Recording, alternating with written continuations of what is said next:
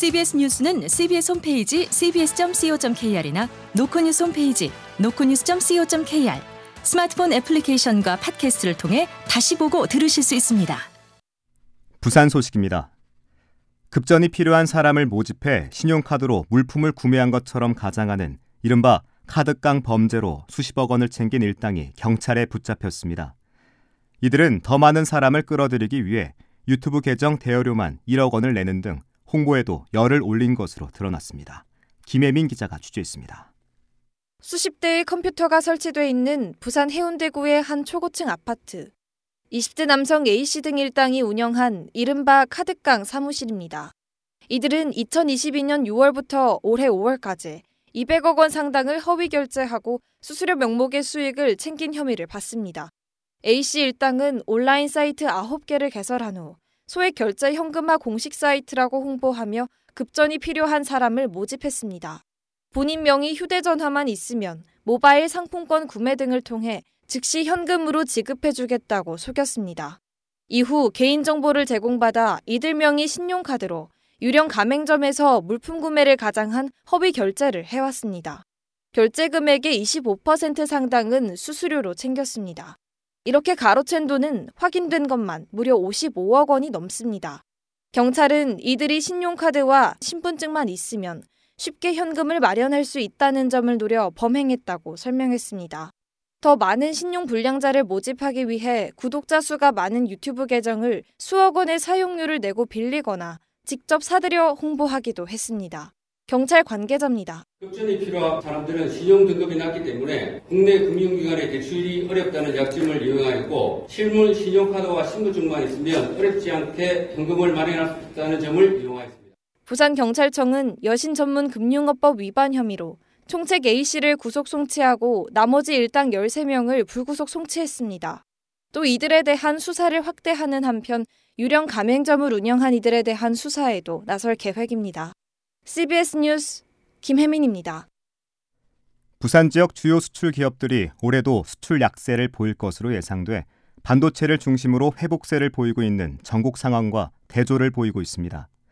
특히 글로벌 해상 운임이 급등하면서 가격 경쟁력이 더 떨어지고 있어 물류비 지원 등 대책이 필요하다는 지적입니다. 김혜경 기자입니다. 부산상공회의소가 지역 수출기업 100개사에게 올해 수출 전망을 물어봤습니다. 그 결과 수출 약세였던 지난해와 같은 수준일 것이라는 응답이 42%, 감소할 것이라는 응답이 29%였습니다. 사실상 10곳 중 7곳은 올해도 수출 전망이 좋지 않은 걸로 본 겁니다. 이는 세계 경제가 저성장 국면에 진입했고 해외 거래선 수요도 감소했기 때문으로 풀이됩니다. 특히 특정 국가에 대한 수출 의존도가 높다는 답이 91%에 달했고 미국에 대한 의존도가 가장 높았습니다. 최근 3년간 새로운 국가 진출에 대한 질문은 응답 기업의 86%가 없다고 답해 정부의 통상 정책이 실질적인 도움이 되도록 재정립이 필요한 것으로 나타났습니다. 경쟁력 부분은 품질이 73%로 압도적이었고 가격 우위는 9%에 불과했습니다. 앞으로 중국의 기술 수준이 향상하면 가격 경쟁력이 부족한 수출업계에 타격이 예상됩니다. 최근 홍해 사태와 중국의 밀어내기 수출 확대로 글로벌 해상 운임이 폭등하면서 물류비가 기업의 가장 큰 부담이 되고 있는 것으로 조사됐습니다. 부산상의 조사연구팀 서영훈 과장입니다. 미국하고 EU가 이제 대중국 관세 부과를 예고하고 또 실행하면서 중국이 이제 밀어내기 수출을 늘리면서 그 해상 운임이 급등한 상황입니다. 물류비에 대한 부담을 좀 완화해 줄 수 있는. 단기적으로 물류비, 통관비 등 비용 지원을, 중장기적으로는 수출 다변화를 위한 판로 개척 중심의 정책, 주요 수출국의 규제 완화가 필요하다고 봤습니다. CBS 뉴스 김혜경입니다. 부산시가 글로벌 허브 도시 구현을 위해 디자인 혁신 전략을 추진하기로 했습니다. 도시 곳곳에 부산만의 특화한 디자인을 입힌다는 겁니다. 박중석 기자가 보도합니다. 부산 지역 디자인 산업 규모는 전국 3위권을 유지하고 있습니다. 하지만 관련 산업의 수도권 쏠림 현상으로 인해 산업군 내에서 차지하는 점유율은 3에서 4%에 불과합니다. 이에 시는 디자인 산업이 글로벌 허브 도시로 나아가는 필수 조건으로 보고 디자인 혁신 전략을 추진하기로 했습니다. 디자인 혁신 전략은 글로벌 디자인 혁신과 차세대 디자인 산업 선도, 글로벌 디자인 자산 확충 등 3개 분야 10개 과제로 구성됐습니다. 시는 먼저 지난해부터 힘을 쏟고 있는 공공 디자인 사업을 보다 정밀하게 추진해 나갈 계획입니다. 단순히 건물이나 간판 디자인뿐만 아니라 교육과 환경, 교통 등에도 통일되고 세련된 디자인을 입힌다는 겁니다. 부산시 김유진 미래디자인 본부장입니다. 이때까지는 그냥 편리하기보다도 매일 이용했지만 이제는 그거를 디자인 관점에서 그 시민들의 그런 디자인을 보는 안목, 요구 이런 걸 좀 저희가 체계적으로 좀. 시는 시민 공감 디자인단 등을 운영하며 시민들의 눈높이에 맞는 공공 디자인을 발굴해 나갈 계획입니다. 이와 함께 지역 내 다른 산업군에서도 부산의 색깔이 있는 디자인을 적용할 수 있도록 지원할 방침입니다. 국제적인 디자인 포럼과 행사 등을 유치해 글로벌 디자인 정보를 공유하고 원도심을 중심으로 디자인 페스티벌을 여는 방안도 제시됐습니다. CBS 뉴스 박종석입니다.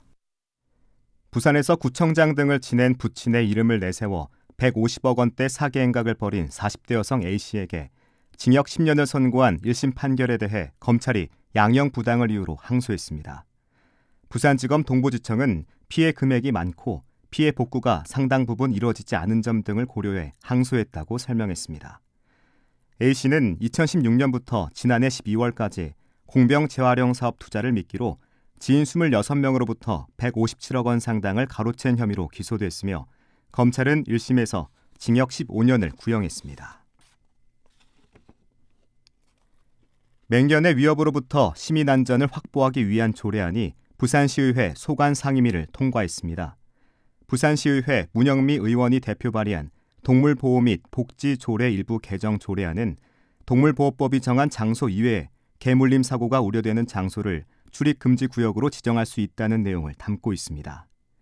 문 의원은 맹견 등이 위해를 가하는 사고가 계속 발생하고 있는 만큼 출입금지 구역을 확대해 시민 불안을 해소하려 한다며 제안 이유를 설명했습니다. 세계 최대 규모의 몰입형 미디어 아트 전시관인 아르떼 뮤지엄 부산이 내일 정식 개관합니다. 영도구에 위치한 아르떼 뮤지엄 부산은 5,600여 제곱미터 공간에 순환을 주제로 한 19개 미디어 아트 작품을 선보입니다. 아르떼 뮤지엄 부산은 개관에 앞서 오늘 오후 박형준 부산시장 등이 참석한 가운데 개관식을 했습니다. 영화 영상도시 부산의 핵심 기반 시설이 될 부산 촬영소 건립 사업이 오늘 착공식과 함께 본격화합니다. 끝으로 날씨입니다. 잠시 소강 상태에 접어든 비는 내일 오후까지 내렸다 그치길 반복하겠고 예상 강수량은 30에서 80mm입니다. 현재 부산 금정구와 북구, 동래구와 연제구, 부산 진구와 사상구에는 폭염주의보가 발령된 상태입니다. 기상청은 당분간 체감온도가 33도에 달한 무더운 날씨가 이어지겠다며 온열 질환 발생에 유의해달라고 당부했습니다. 부산의 현재 기온 26.4도, 습도는 89%입니다. 부산 CBS 저녁 종합 뉴스를 마칩니다. 지금까지 진행해 엔지니어 차유진, 기자 박진홍, 아나운서 국재일이었습니다.